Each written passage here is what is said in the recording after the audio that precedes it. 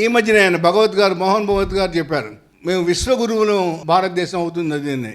ఎప్పటి నుంచో BJP RSS వాళ్ళు సోషల్ మీడియాలో నరేంద్ర మోడీని విశ్వగురుని ప్రజెంట్ చేస్తున్నారు. మరి విశ్వగురువు అనేది వాడు ఇంత పెద్ద దేశం, ఇంత పెద్ద ఆర్థిక వ్యవస్థ కలిగిన దేశం, అతను చేసింది తప్పు, ఇది కరెక్ట్ కాదు అని చెప్పలేకపోవడం చాలా అన్యాయం.